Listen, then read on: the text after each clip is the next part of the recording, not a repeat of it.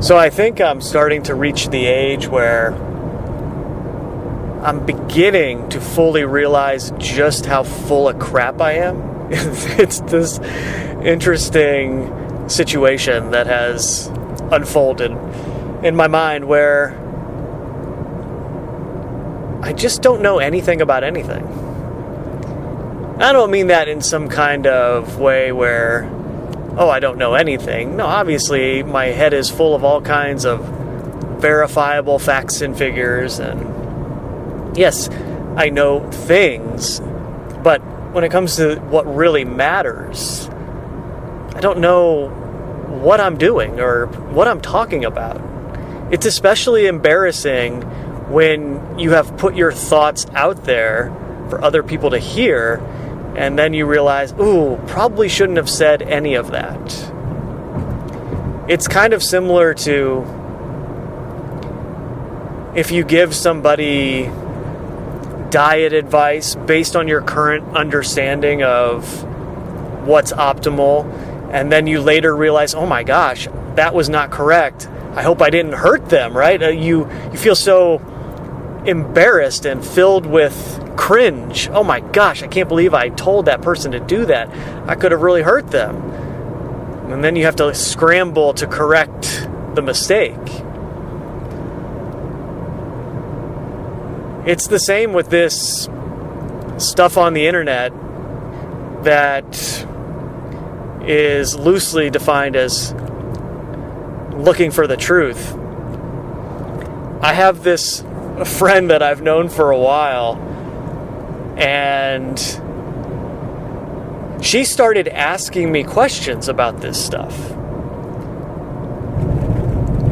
So, I did my best to kind of lead her through the maze that I've already been through. And I dropped little hints here and there, thinking I was doing a favor to her, right? Like thinking I was doing something good to help her see the truth. And, I'm getting these messages from her now, and it's like the scene in Dumb and Dumber. Do you realize what you've done? She's sending me this message. I'm looking at it, reading it. Oh my gosh, what have I done? She's completely lost the plot with this stuff, And it started with COVID. There's this whole new crop of people who have started looking into all the stuff that most of you have been looking into for a long time because of what transpired during the pandemic. That was kind of similar to what 9/11 was for our generation. But even the person I'm referring to is my age. I mean, she's just a couple years younger than me, so it's not even that necessarily. It was just, that was the thing that flipped that switch for her in her mind where she said, oh, I don't think I know what's going on here. I'm going to go searching. And she had always been asking me little things along these lines, and we would have good conversations. But then she showed me that I could actually talk to her a little bit deeper about this stuff, or at least that's what I thought. And so, I started telling her little things here and there, and the next thing I know, I'm getting these messages that are just something I don't know what to do with. How do I navigate this situation? How do I explain to her, yes, there's some truth to this thing, but this is not it. And you should be careful about who you're listening to and what you're putting into your mind along those lines. I'm thinking in particular of this message she sent me where it was something to the effect of, did you know that Anderson Cooper is a Vanderbilt and that he was sacrificing children at the Biltmore with the Podestas? And I'm like, wait, what? The first thing you said there is true about Cooper being a Vanderbilt. Yes, that's accurate. But the second part, I don't know where you're getting that from. Obviously, you're down some QAnon rabbit hole on the internet, and somebody's filling your head with things that are not true or verifiable in any way. I mean, are they doing that at the Biltmore? Maybe. I very much doubt that it would be out in the open as a fact people are repeating if that was the case. But anyway, she's sending me things like that. And it's like, oh man, what have I done? You know? Now, of course, it seems like she would have eventually gone down the path of researching this stuff no matter what I said about it, but you just feel responsible when somebody is repeating things to you and it's clear they're starting to lose their grasp on reality, because that happens. Not everybody has the ability to navigate this stuff. And I look at the videos I've done and say, okay, the ones that are looking into movies or any kind of news story that's embedded with symbolism that's obvious, okay, that's fine, right? Because that's an objective thing that you can point to and say, look, here's the thing. This is what I found in it. This isn't something I made up. And, you know, based on everything else, all of the context that surrounds it, I think it means this, maybe. Doing something like that, okay. But it's like the diet example. When you start talking about spiritual topics, there's so much unknown to that.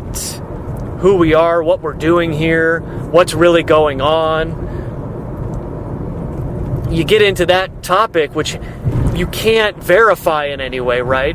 Other than through intuition, which tells you, oh, I think there might be something to this. And that's something you just kind of feel. But even then, when you feel something that's true, there can still be so much on top of it that is misleading you at the same time, or just maybe not even misleading. It's just giving you the wrong idea because you're just not capable of understanding it fully in that moment based on where you are with the whole thing. But those are the things that I'm the most embarrassed about, right? Where it's like, oh my gosh, I said this thing and that might have been so wrong and that could have misled somebody into thinking just the wrong way, right? In some way that would be detrimental to their life, which is obviously the opposite of what the intention was. And indeed, that has to be the root of the road to hell is paved with good intentions, because you have these good intentions, you think you're doing the right thing, and you're actually paving this road to oblivion for somebody. And it's especially dangerous if you're actually somewhat influential, or people think you're intelligent in some way. Oh, I should listen to what they're saying there because, oh, they have this track record in these other contexts. You can really mislead somebody. The other message she sent me, speaking of, was something along the lines of, did you know that there were 8 presidents before George Washington? And I don't even know what to do with that. I had to ask more questions, like, well, what's the context here? What do you mean there were 8 presidents before George Washington? I've studied the Constitution pretty closely, in a way where I was tested on it thoroughly. Are you referring to like the Articles of Confederation that existed before the Constitution came into being, before the Declaration of Independence and that whole story? Are you referring to the colonies and who was running the colonies individually? Otherwise, there's really no evidence of any kind of presidency in what would later become the United States of America before George Washington. I don't know what else to say, you know? So you try to point people in the right direction with stuff like that, but it's difficult, and that's what I mean. Something like that, I can actually point to historical records and say, no, look into this, go read the Federalist Papers. Like, they were talking about things along these lines in a way where you can verify or disprove any fact that somebody is alleging is a fact that might not be actually that. But if somebody comes to you and says, hey, I think this thing is the truth spiritually, well, there's not much you can do as far as verification goes. And maybe this is the roots that still exists somewhere in my mind back when I was much younger and flirting with the idea of atheist philosophy, where culturally I was raised a Christian, and naturally I want to rebel against that anyway. Just because you're young, dumb, and you rebel against the things that are, in your perception, trying to control you in some way. And there's no kind of voice of reason anywhere giving you the path. And especially when I was going through this, we didn't have the internet as it exists now in the same way, to where you could easily look this kind of stuff up.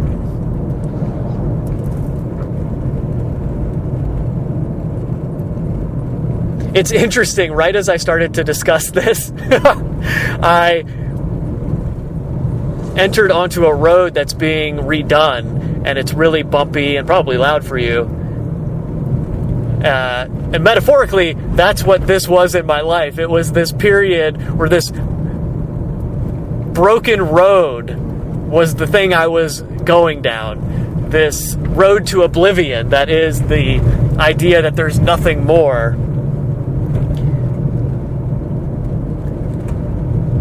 than the idea, oh, hey, we're all just animals, and once your little animal life is over, that's it. It's like, well, to my point, I can't disprove that to you, right? I can't sit here and say with certainty that that isn't what it is. But at a certain point, the context surrounding this whole thing is so unbelievable that it has to be the creation of some mind, right, that brought it all into existence, because what we are experiencing, just what I'm experiencing right now, is so unbelievable.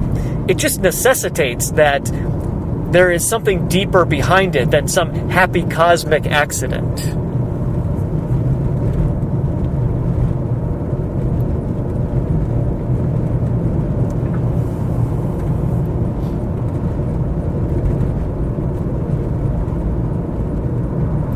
But because of the way the media portrays religion, it's very easy to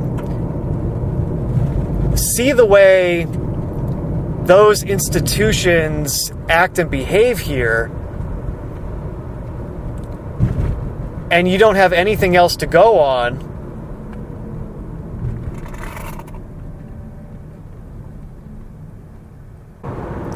Sorry, my train of thought got completely derailed there. I was in the middle of a construction zone, and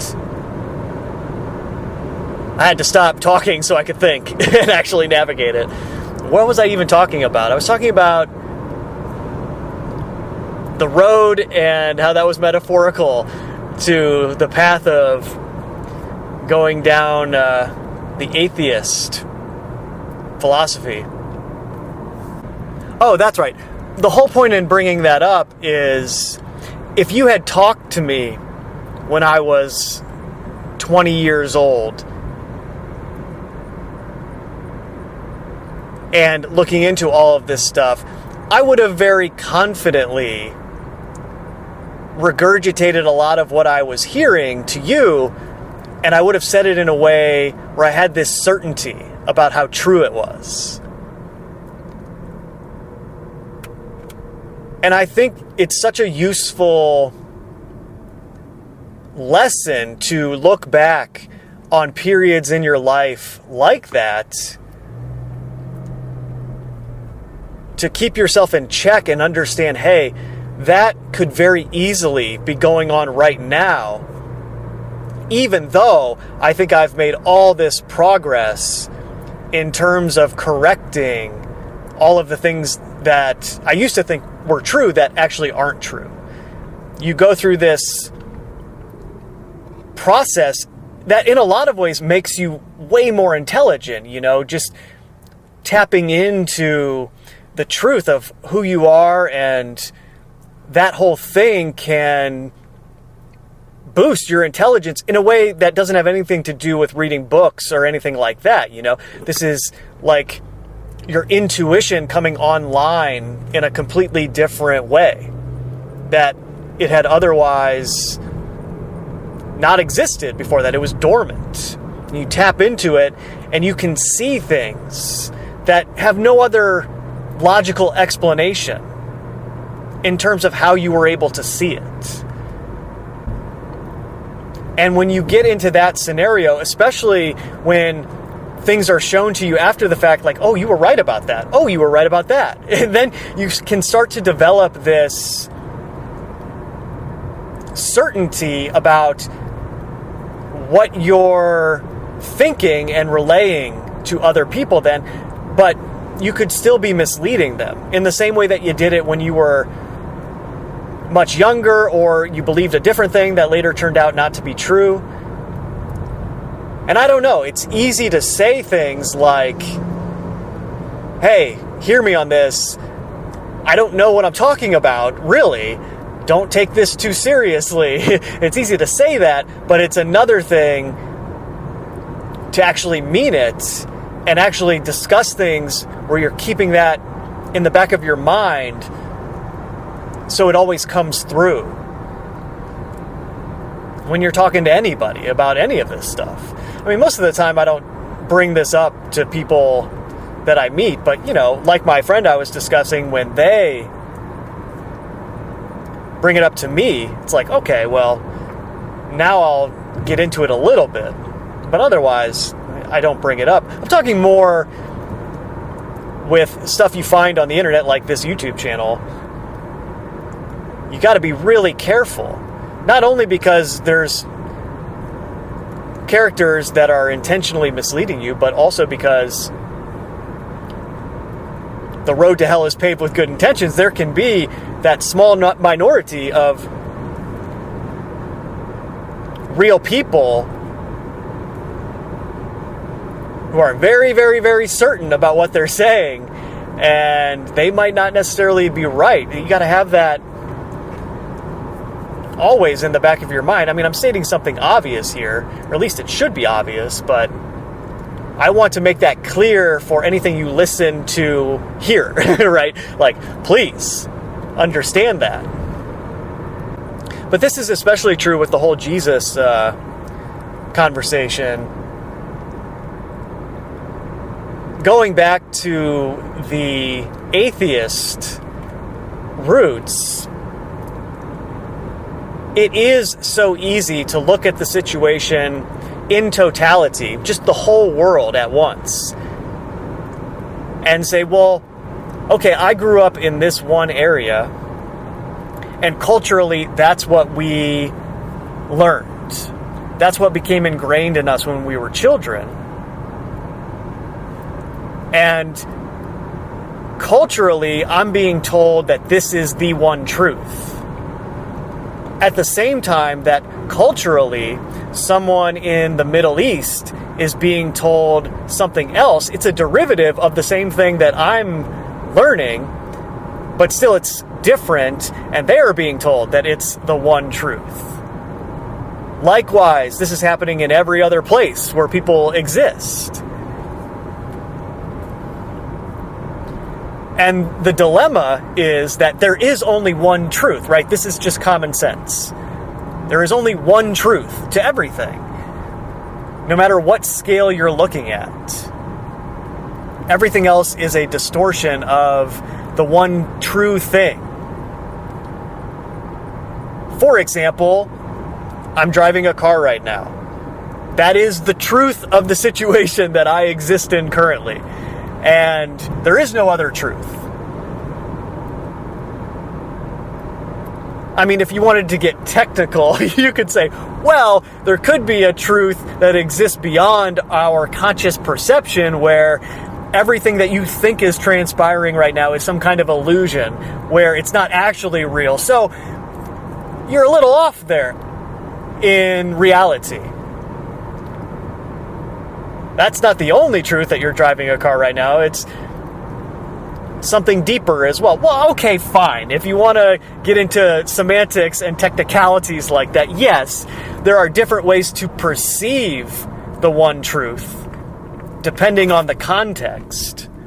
But still, in the context of actual physical reality that we are all experiencing, there's only one truth to what is happening with me right now. I'm driving a car. And you can do the same thing with anything that you experience at any given moment. Anyways, the point is that there similarly is only one truth about what this actual world is, right? There's only one truth to it. And we're all seeking that one truth in our own way, and a lot of that depends culturally on where we come from and what ideas we already have about it.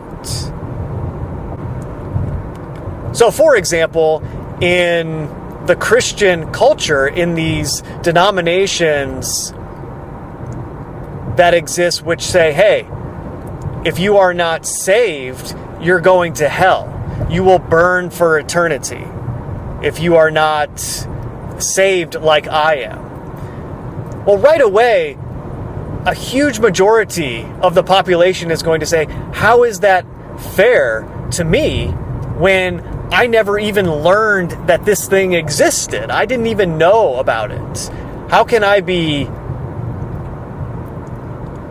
sealed to this fate when I didn't even know about it? And then immediately that gets you into deeper questions about, well, if we take what that thing is saying, like the true aspect of it, not the religious denominational version of it,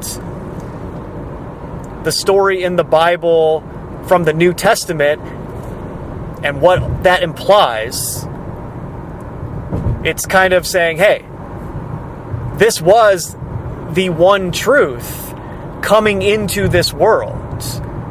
And it was giving metaphors and parables so that reminding people what the one truth was would be timeless, and it could apply to any generation after the one that experienced it directly. In the way that metaphors and parables transcend time. They're almost like a time capsule in that way, if they're used correctly.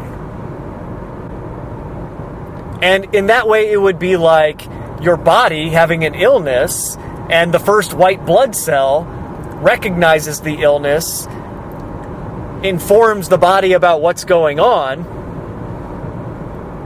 and then more white blood cells are activated with the same information, and eventually the pathogen is neutralized, and the body returns to its normal state. In that way, it was always designed for this one truth to eventually spread to everybody. And it's just, you're looking at it on a timeline, thinking it doesn't make sense. And I'm not saying the idea of burning for eternity is accurate, right? Like, that's something I can't know. And just intuitively right away, that doesn't seem like it would be what that which created us would actually want for its creations. Even its creation that rebelled and created this whole situation in the first place, it's viewing it, you would think, like you would view your son who deviated in a very bad way. Like, think of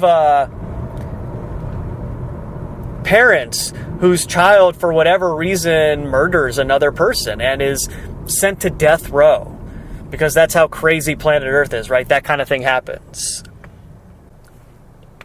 A lot of the time, that sort of thing would be the product of parents who weren't very good at their job, and they created this situation where that's what happened to the child in the long run. But still, there are going to be scenarios where the parents have to watch their kid be put to death, and they have to live with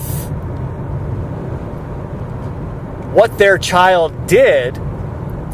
But at the same time, they still have love for their child, right? They're not going to condemn their kid even when they do something like that. I mean, if they're parents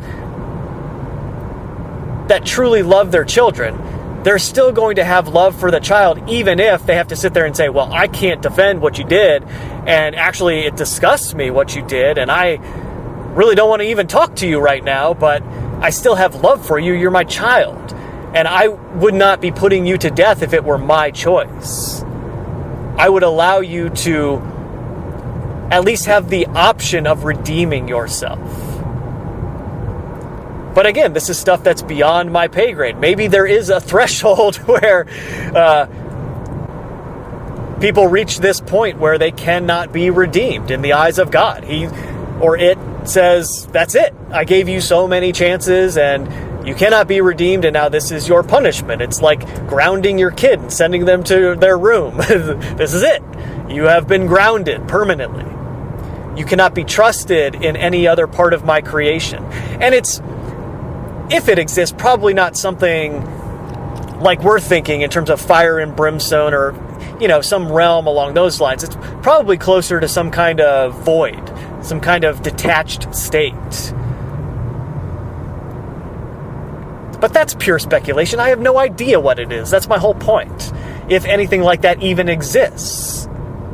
You could view it more metaphorically, like a disconnection from God is hell, right? Just that state existing in your mind is a form of hell, as we would typically understand it and describe it.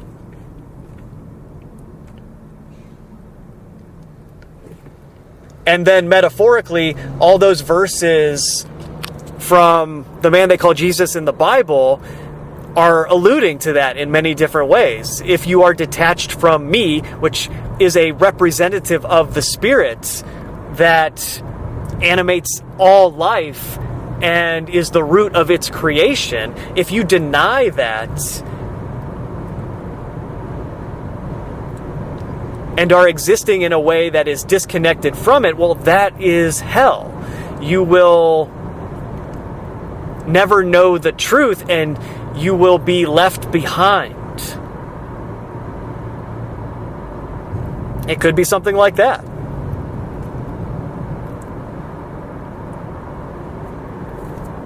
But it's so difficult, right? Because obviously, if that is the truth, if the Jesus story is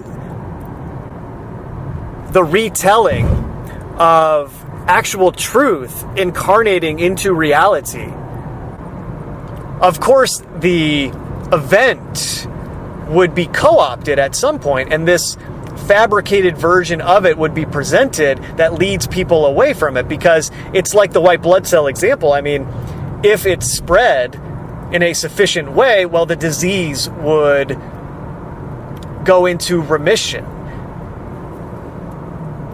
And obviously, the thing that is in control of this world doesn't want to not exist itself, right? It doesn't want to open its heart up, whatever remains of it, to this idea that it can be forgiven for what it has done in the eyes of God, not in our eyes or any other human. I can't forgive the things it's done because I look at that and say, oh my gosh, that's unforgivable. I don't have the parent relationship, metaphorically speaking, to that entity, to where I can look at it and say, hey, you're my creation. Come back to me. You can be forgiven. In the way that which created me can do it. And that's all part of the trap, right? Where they get people into this self-righteous zone where they know the truth.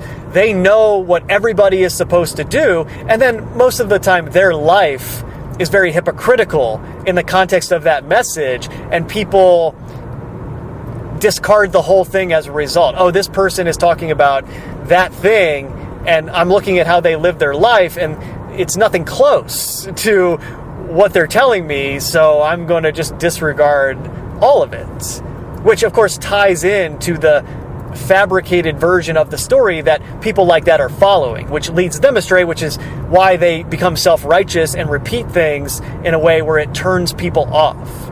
I mean, think about it. If it's the actual truth, you will feel that in your bones, man. Like, you'll feel it on an elemental level inside your being when somebody is telling you the truth.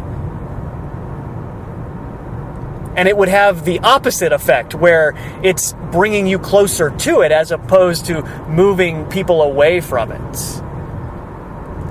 The way that this self-righteous preaching does that.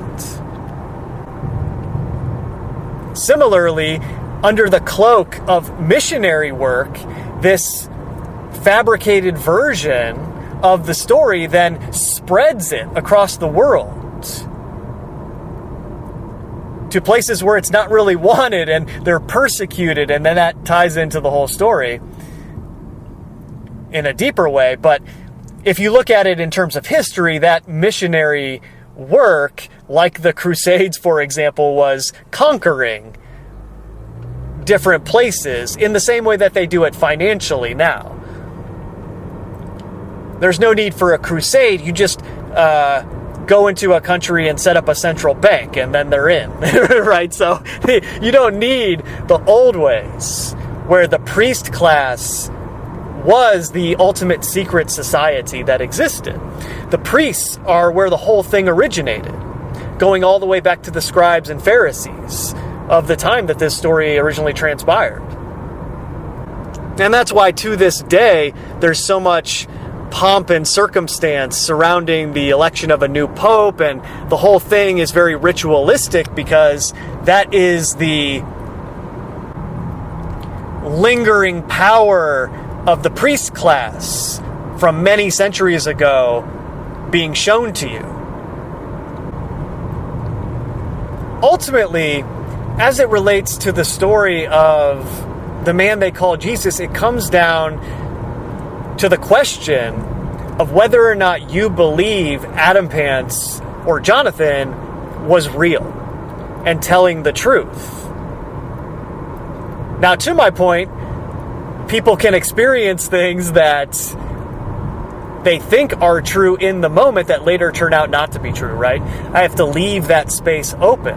But if you believe the story, this was a similar thing that transpired where someone was given the ability to see what was really transpiring in this world. That hasn't happened to me. It's not something that I've sought out to be able to see on that level. I guess I'm selfish as it relates to my experience here. I don't want to lose all these things that I think are fun, right? I don't want to be in a situation where I can't function anymore. And that's my own shortcoming, right? I'm embarrassed about that, actually, that I have been kind of subconsciously resisting anything like that transpiring. But as he said, maybe that's not my path or your path or anybody else's path. It was his to experience, and it's not necessary for us to see it too in the way that it is, which, as he relays it, is, hey, when your veil is lifted, when you can actually see what's really going on in this world, it's like Rowdy Piper said, man, They Live is a documentary. When you can see the truth, you will see the control in its purest form that is going on with human beings. You will see the entities attached to them. And when you see that, the whole thing becomes very clear what's going on in this world, right? We are in a very serious situation. Spiritually speaking, we're in dire straits, okay? There is a very, very unfortunate situation going on in this world. And in that context, yeah, of course, tapping into the quote-unquote spirit, the Holy Spirit in that way, the thing that animates all life, is the only truth, right? It's the only thing that can save you from a situation like this, where you have these entities controlling human beings. People know not what they do, very literally. The dead bury their dead. It's the Walking Dead.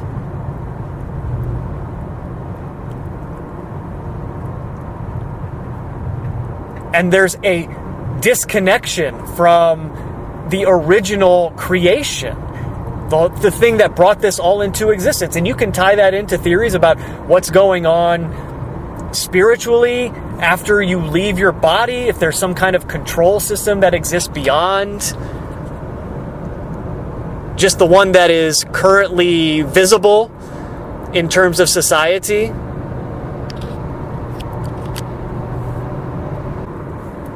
But if that is the truth, yes, of course, it would come into this situation at some point and say, hey, guys, you have a serious problem. You're all disconnected from how you were intended to function. This is not okay. And you can see in that example how the message would, in many ways, primarily be for the human beings that were carrying out this agenda, right?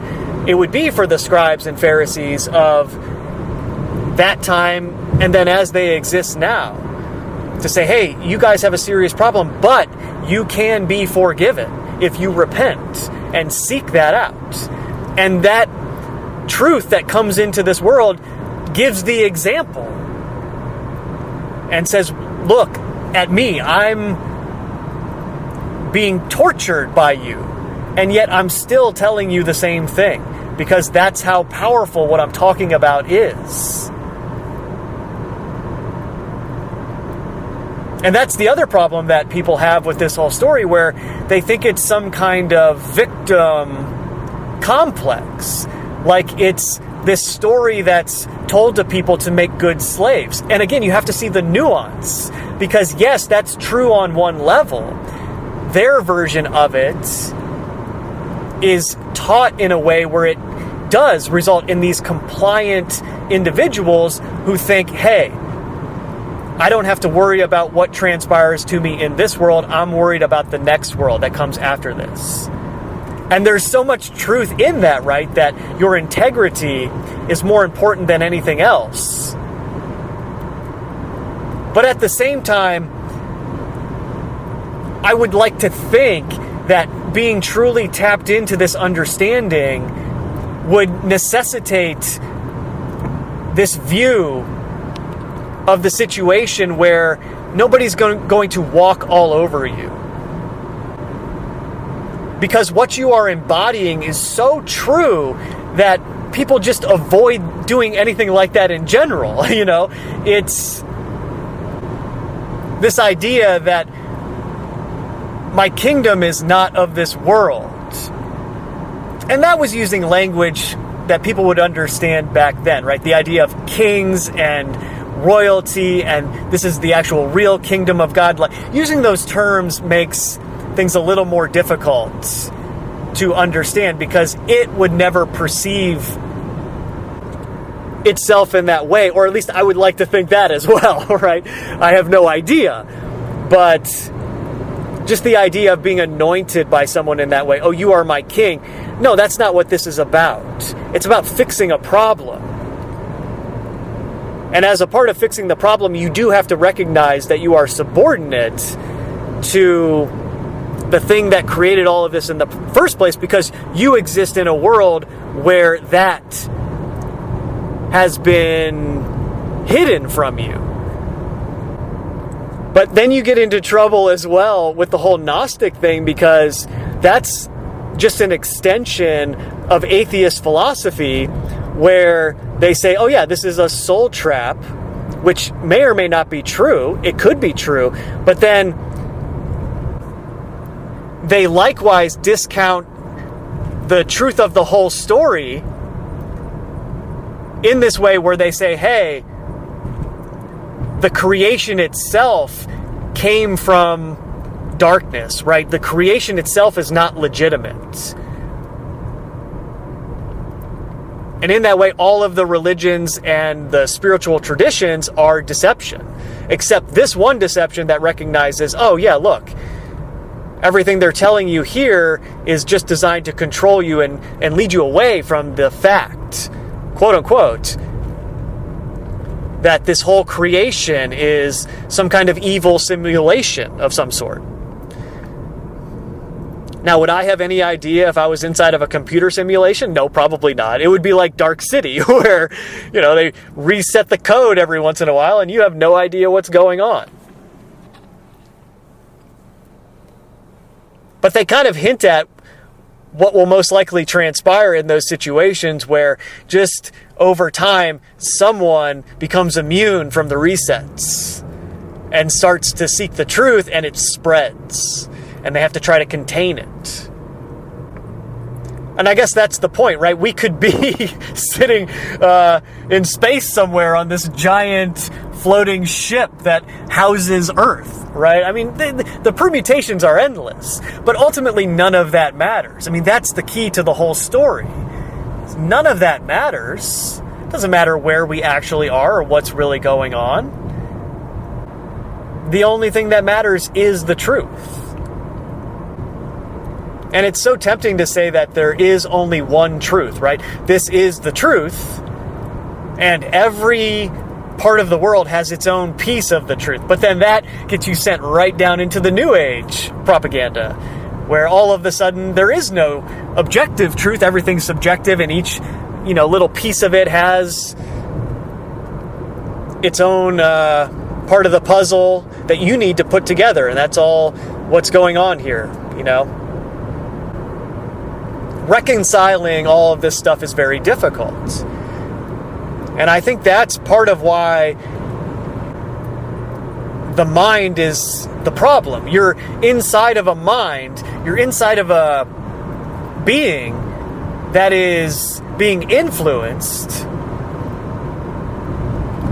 in certain ways, and it confuses your mind and leads you astray, and you follow these loops over and over again, and it turns you into a hypocrite in so many ways, and it's just so difficult to trust the mind in that way, so you have to transcend it, which is the intuition that guides you. But can I sit here and tell you what intuition is, how it works, how it functions? No, I have no idea. All I can do is point to experiences where it's like something told you the truth in a way that you could see things more clearly than before it happened. And this has nothing to do with any thought that you had in your mind. It's an epiphany, right? It's a realization that happens spontaneously, where all of a sudden it's that aha moment. They tell you the light bulb going off in your mind, right? You have this experience where you say, oh, I get that now. And it was not this thought process that you went through in the mind. It's just this realization that you have. And along those lines, going back to Jonathan's stuff, if you believe him, by being tapped into this, he was able to actually heal people in a way similar to how they report the man they called Jesus was able to do it. And what does he say every time something like that happened? The mind was completely disregarded in those moments, right? It would start out as something where the mind is thinking it's special and that you're doing something special along those lines, right? You say, okay, I'm going to heal this for you with my mind. I'm going to send energy to you. I'm going to think through that process. And it wouldn't work.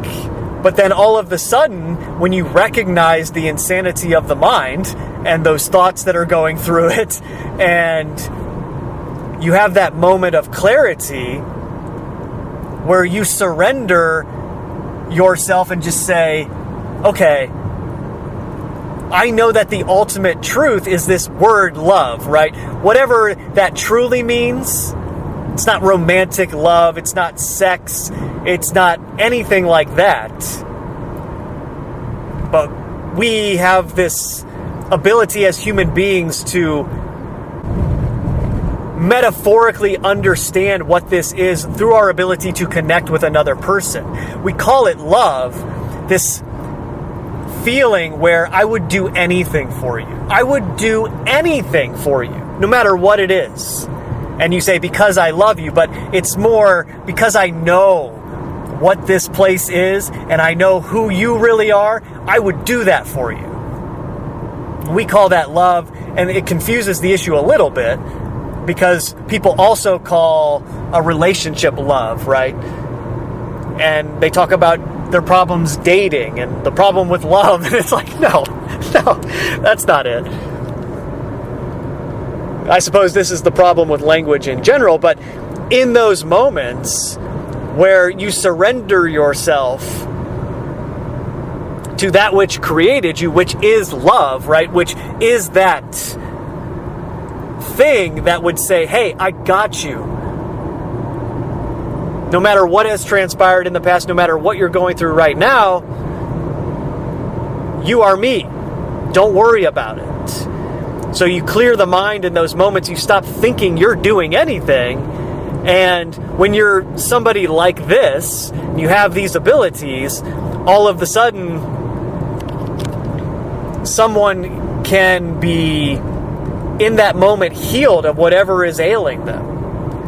And it's interesting too, because even in Christian circles, things like this happen when people pray and they're kind of tapped into a similar thing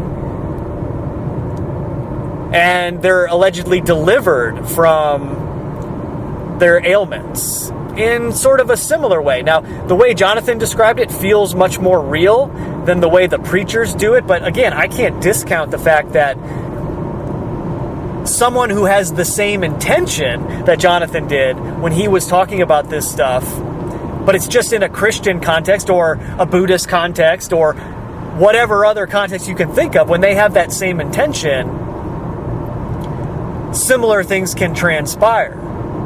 Now, the issue with all of this stuff is what is doing the healing, right? I mean, you have to be mindful of that, where if it's that situation where we have this control going on that we can't see, and if we had the glasses from They Live, which is metaphorically the veil being lifted, you could actually see what some of these beings actually are and how they're cloaking themselves and how everybody, for the most part, is under the influence of this thing. Well, presumably that entity, that collective mind, would be able to heal somebody if they wanted to mislead through them. So you have to be mindful of that, of course. Where did the healing come from? It's kind of people who similarly get involved in things like Reiki or other belief systems that have quote-unquote demonic roots, where healing takes place, energy is exchanged, but the people doing it don't understand what's really healing in those moments. And then later their life falls apart because they don't understand that. And that can happen to the people doing it in a Christian context or any other religious tradition context or spiritual tradition context. Hopefully you see what I mean. This is a mess, trying to talk about this stuff without misleading someone. As far as I understand all of this stuff, the videos that Jonathan put on the internet is the closest thing to what it would have sounded like to hear the man they call Jesus back when all of that transpired. So number one, the story is most likely true because we have this example to go on now, where, hey, if this is true, then that was probably true too, which really kind of removes a lot of the stuff that is then by default disinformation. If the story's true, well, you don't have to worry about any of the atheist stuff. If the story's true, you don't have to worry about the Gnostic stuff. Because if the story is true, that which created us came here to save us. And as Jonathan's recordings show, it's done it in different ways over the years that isn't quite on the level that it did it originally, because that was serving a different purpose, where it said, hey, through my example, by me turning you on, flipping your switch as it were, I will teach you how to reconnect to God. And through that process, you will be saved.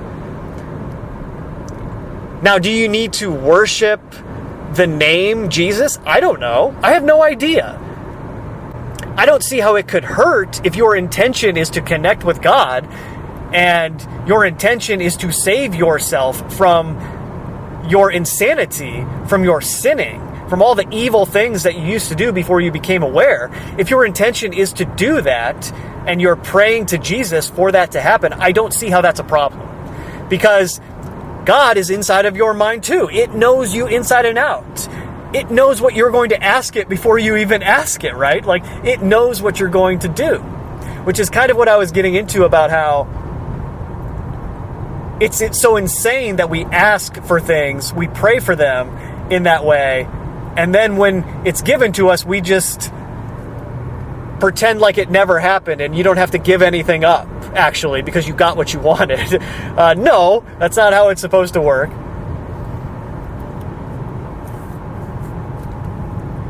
In the same way that I can't see how it would be a problem for someone with the same intention who lives in Southeast Asia to do what they're doing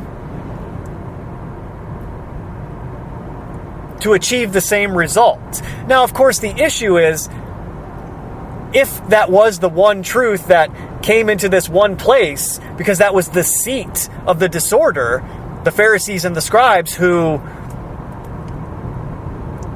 were really spreading the civilization that was doing all of this, the black magic sorcery that is the root of everything we're experiencing now today, still.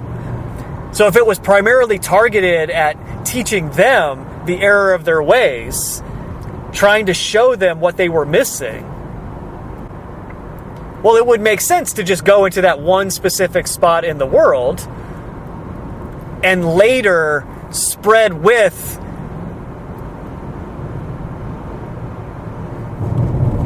civilization in that way, to the point where it would eventually be a situation where everybody would be able to understand one language, in this case English, and everyone would eventually be able to understand the story. Is that the plan? I don't know. Does that make sense to me? No, because that's a long time to let people suffer, you know? But that's the whole point, I guess, right? There is free will involved here in this whole thing, and it's like, hey, you're my children. I would rather see you guys figure this out on your own rather than me just wipe you out of existence, which I could do anytime I wanted. I would rather show you the value of life. I would rather show you the gift of redemption. Redemption is one of the most beautiful things that you can experience here. To be truly redeemed for something that you know was wrong. You know you did something wrong, and with every fiber of your being, you want to atone for it. Atone, right? Change the frequency of that event. You want to change everything about it.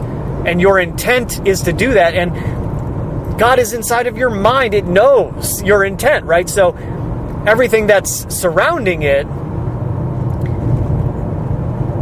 seems like something that shouldn't be a disqualifier, like a lot of the Christians do, where they say, oh, you can't pay attention to that. It's all New Age deception. That's all coming from demons. Yes, that's probably true in the same way that the church is controlled by the same entity. The Catholic Church anyway, and the Orthodox Church, and all the main churches throughout the world. But at the same time, the teachings that were recorded in the book, which God could easily maintain if it wanted to, it could maintain that written word throughout the centuries if it wanted to. But the words in that book clearly state, hey, don't worship idols. That is one of the earliest markers of something that's trying to deceive you spiritually. If there are many different gods and many different idols being worshipped, and that's the problem, right? You look at all these other traditions in India, which is full of idol worship, and they're doing all kinds of stuff that is very clearly not what's supposed to be going on, and you say, okay, that's most likely inspired by these entities that you could see if you put on the glasses and they live. At the same time that you want to say, hey, somebody in India who genuinely had this intent, which I'm sure there are many people like that, even if they're using the terms that are culturally familiar to them, there's just this part of me that wants to give them the grace of saying, hey, it doesn't matter that everything surrounding you is trying to mislead you and everyone else by extension, because of course this is primarily where the New Age deception comes from. But none of that matters if your intent is the same as mine. And that's another thing that Jonathan talked about, right? He was just ahead of the game in so many ways, which is part of the circumstantial evidence that you sit there and you say, yeah, obviously this person could see in ways that other people could not.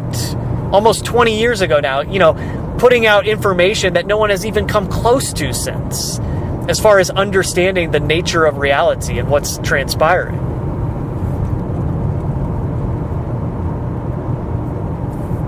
But is it absolutely true? I don't know, okay? That's kind of where I lean, but I could be wrong, okay? That's just what I have to say. But for me, like I've been going into here, it's more about the example it gives you that brings everything else to life that we are told about in history.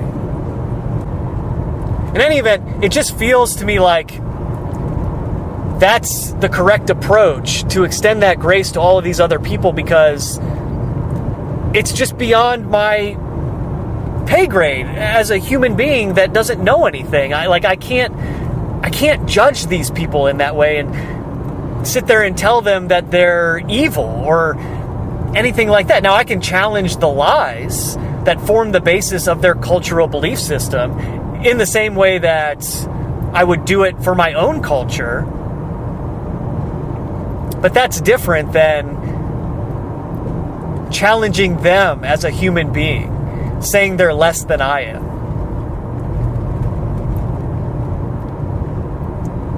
When it would seem like the overall plan here is eventually there is going to be the mass realization about what God did for us. Coming here, giving us the truth about what was really going on and showing us the way. And all we have to do is surrender to it. And you're not being taken advantage of by the forces that are in control of this world when you do that. You're doing the exact opposite. Showing them that it's worth it to be redeemed. Surrendering all of your old ways and saying, hey, I was lost. And I'm putting my faith in you and what you showed, the example you gave everyone. Again, does that mean that I need to worship this name? I don't know. Because if it was just about the sacrifice and then you praying to the name as your savior, what were all the lessons for, right? Like, what was the book for that would later come out of it? All of the writings. What was that for if the whole point of it was just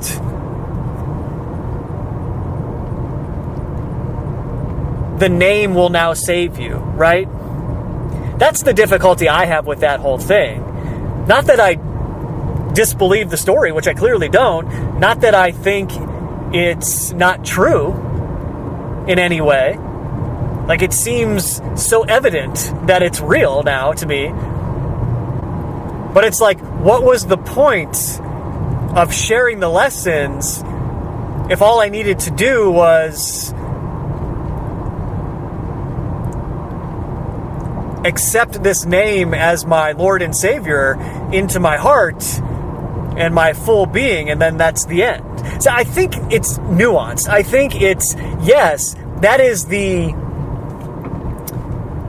symbolic act that you just have to engage in order to be quote unquote saved, right? Like, in order to reconnect in any way to God, truly, you must repent and accept that you are just totally out of your depth in terms of understanding what's going on here and what your capabilities are. You just have to accept that you don't know anything. But then at the same time, because the copy of this whole story exists, I think you need to be a little careful about only relying on a name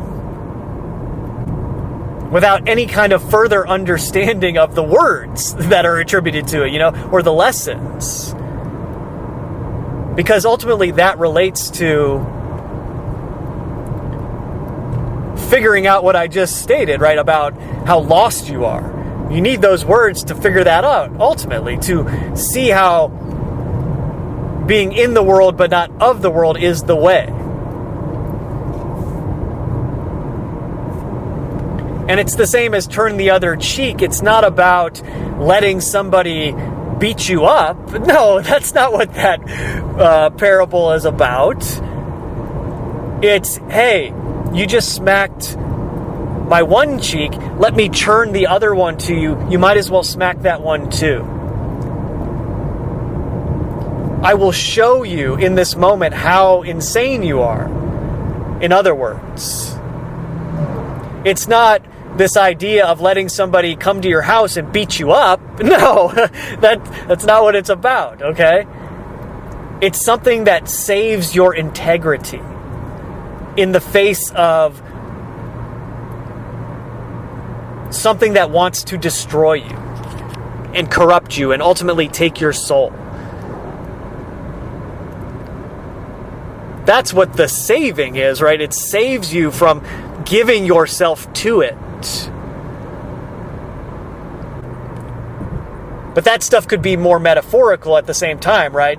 Where it's the mass realization, the mass reconnection of human beings to that which created them. A reconnection to God that fundamentally alters reality itself in what seems like a moment, when that final realization hits and it's critical mass. Maybe it did need some kind of symbolic act like that, this sacrifice of blood that was the New Testament, as it were, right? Like, this was the thing that would ultimately save us in that way, because it would be written down in this book, and that book would spread, and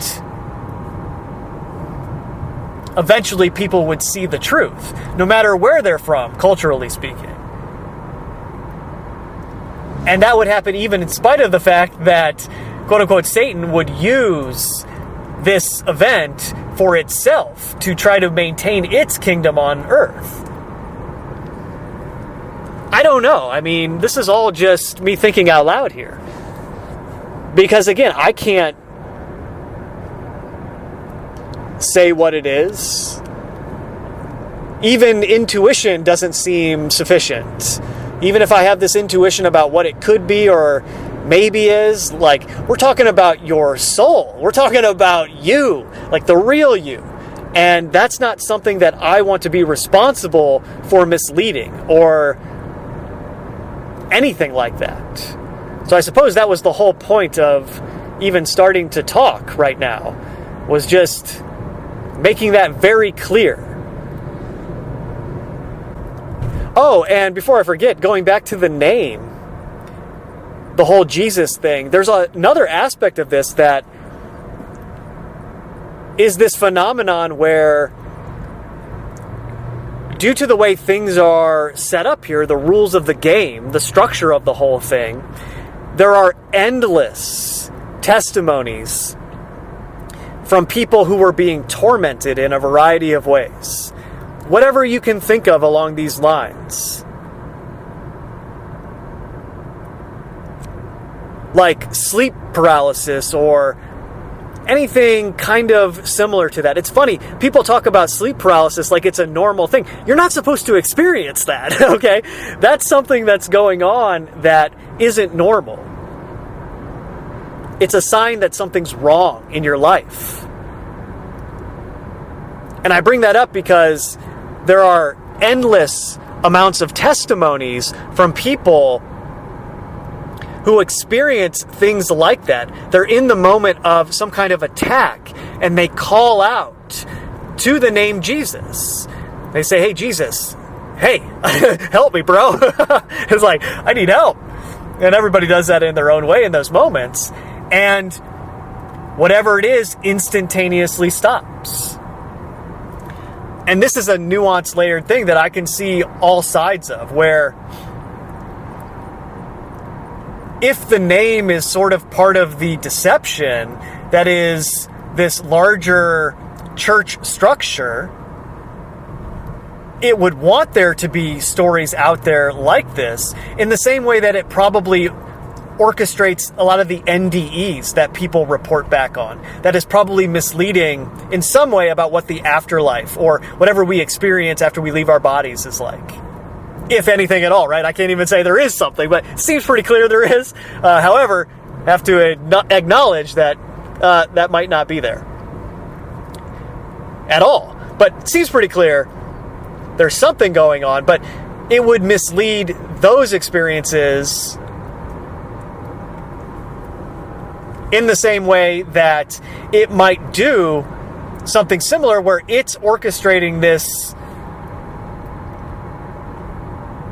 event that you have agreed to allow to happen through the weakness in your spiritual body, as it were. And in that context, it is the body of Christ, metaphorically, right? It's the body, energetically speaking, that protects you from the control in certain ways that exists here. Not to say you're immune from it, but in those moments you call out to it, and it's like your spiritual armor that springs out of your body and protects you from whatever is transpiring. It's the body of Christ in that way. And so what does the church do? Well, it creates this ritual where you eat the body of Christ and drink its blood, right? Like, no, that's not what it is. That wasn't the point.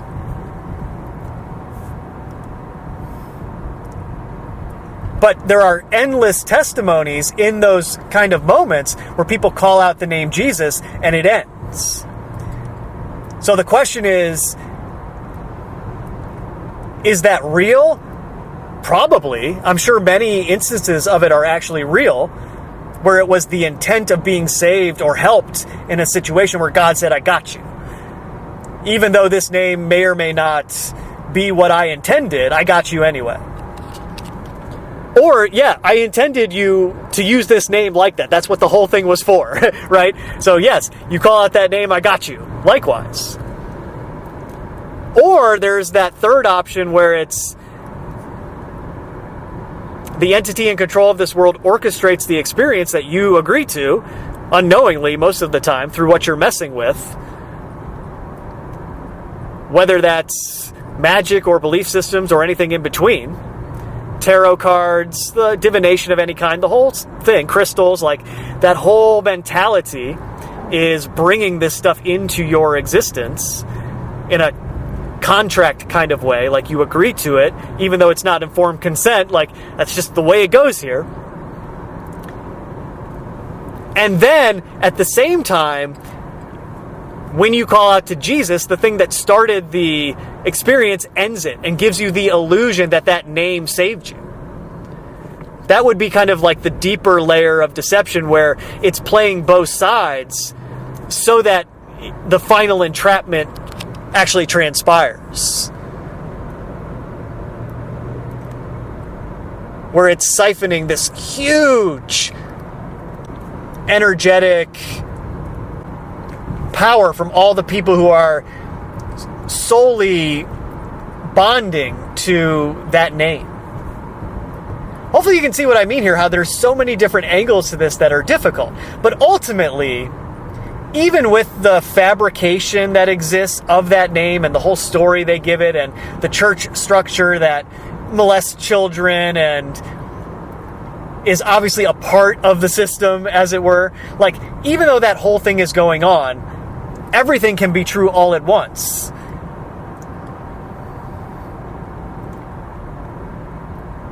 Which is confusing for people, right? Because, as I said, there is only one truth. But on every side of the truth, like a circle surrounding the truth, there is little bits of deception that surrounds it and looks just like it. So there are many different things that can be true based on perception, subjectively, based on how somebody is assimilating all of this information. But at the same time, there's still only one truth. And the design is for everybody to have that one truth. And that's the distinction, right? The design is not for everybody to have their subjective experience where their truth is the truth. No, that's not it. There is only one truth. And then there are all these copies that are trying to use that truth for itself. They're trying to use that truth to mislead. And those different versions of the truth can all be temporarily true for someone in any given moment, based on where they're at with all this stuff. But that doesn't mean that the truth is subjective. No, it's very objective. There is only one. Though, like I went into earlier, yes, the objective truth as we experience it in this reality could be semantically something else. You could describe it in a different way if you had a deeper understanding of the actual fabric of reality itself. But still, that's just a degree of the one truth. It's a variation of an explanation of the one truth. You're still at the same kernel that it sprouts from. And there's nothing subjective about it, other than what your actual capabilities are intellectually in terms of understanding it. But it's interesting bringing up Jonathan's stuff a lot in this recording, which very obviously had a big impact on me. Viewing all of that in the context of the Jesus story, when I listen back to his recordings, there are certain periods in time where I say, ooh, yeah, I don't know about that if the other thing's true. You know, it's like, ooh, I don't know. I mean, the overwhelming majority of it is one of those situations where it's like, I couldn't even come up with this stuff on my own, so I'm not even going to attempt to critique it. It's like, I can't even come up with this on my own. So a lot of this is probably beyond my understanding, and I'll just leave it at that, as opposed to say, oh, that's right or that's wrong. I think he makes some really good points about the name Jesus and like what that represents as they use it within the system. I mean, come on, like Donald Trump says he is representing that name, you know, it comes out of his mouth, right? And that's what I mean when somebody's talking about it along those lines. It's like, oh yeah, this is being used to control people. But then at the same time, I don't want to fully discount the possibility that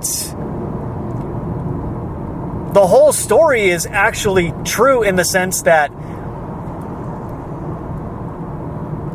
that being came to planet Earth, was crucified, and the whole point of that thing was, hey, I have your back now, use my name whenever you need help. Use my name to protect yourself from what's really going on here. Use my name to repent from all of your evil ways. Use my name as the example of how you're supposed to live your life here.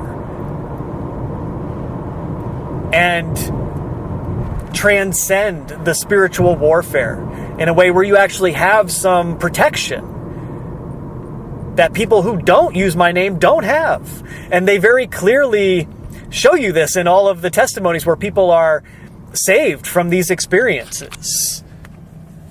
So I don't want to fully discount that, and I just think there's this middle ground where the whole thing is true. It is the one truth, but it's some combination of the two things. The example that Jonathan gave and everything he relayed, and then the story, the root of it, of the man they call Jesus and what he came here to do. And that's probably why, his recordings relied a lot on the story of Jesus Christ. I mean, it's all throughout that thing because, of course, why would the truth change? I mean, that's the ultimate takeaway. If it was the truth back then, why would it change? And yes, none of us are that being on that level, but our ability to perceive that one truth would never change because the truth doesn't change, It's just way back then the process started to remind us of it in a way that we otherwise would not have been able to understand. And that has only sort of clarified as time went on. I don't know. I guess I just want to give myself permission to open up my arms to all the Christians out there and be like, yeah, we might be critical of some aspects of this from time to time, but fundamentally, I agree with you. Like, get in here. Give me a hug, man. Like, this is the truth. I have this feeling that there is some way to explain this that brings everyone together with a shared understanding. Maybe that's misguided. And I know a lot of Christians would say to most of what I went into here, like, oh yeah, no, you're deceived. Yeah, you don't know what's going on.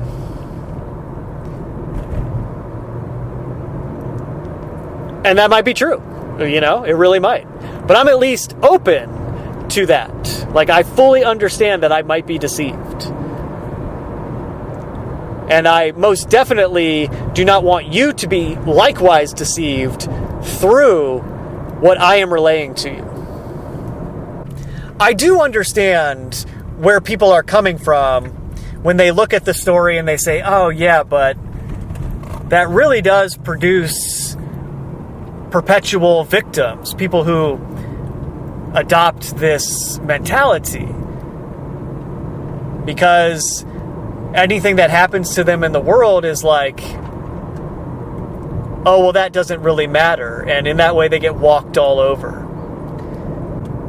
But then at the same time, I mean, I can't even imagine the bravery and the courage it would take to know that you're going to be gruesomely beaten and crucified and die in a horrific way. Knowing that's going to happen and still going through with it because that's what you're here to do. That's what integrity is. Hey, buddy, if you just say these things, we'll let you go. Well, I can't say those things because that's not the truth. What is more rebellious against power than that? What is more rebellious against those who claim to be in control of you than that? But you see, it's not done out of righteousness. It's not like a William Wallace speech in Braveheart before you go into battle. Think about how absurd battle is in general anyway. A bunch of men lining up in a field to murder each other for no good reason. You know what I mean? Now, of course, throughout history, there are some good reasons, at least as it's told, that these things could have happened, where a bunch of people go into a village and rape and pillage it, and then the villagers say, we're going to war. That's unacceptable. But that's the disconnection, right? If planet Earth was functioning correctly, all of us inside of it, if the food chain wasn't altered to be what it is, if life didn't consume life in the way that it does, things would be much different here. And something like a battle would never transpire. But just in the reality that we exist in, it's not this righteous view where you sit there and you say, I am great, and I'm going to war with the New World Order. No, man. That's not it. It's just standing your ground spiritually and saying, this is the truth. I will not compromise my integrity no matter what is done to me. And could something happen to you in the real world that would be viewed as you just laying down to have your head chopped off? I mean, yeah, that could be it, but at that point you're left with what's more important, my integrity or my life. And that's my point about the bravery of that whole thing, because if I was faced with that decision, I don't know what I would do. We all like to think that we would stay true to what I'm talking about right now, and hey, my life is not as important as sticking with the truth. Especially when we don't really know what's going on. We have the intuition, we have the faith. Somewhere deep down inside of us, we know where we come from, no matter where we are. We know deep down there's something true to that whole thing. Even if somebody could say, you're just going to get your head chopped off and then it's over. Why would you do that? There's nothing after this. We all like to think that we would stand tall in the face of that kind of pressure, but I don't know, man. I've never been tested like that. So it's hard to say. The ultimate truth to me,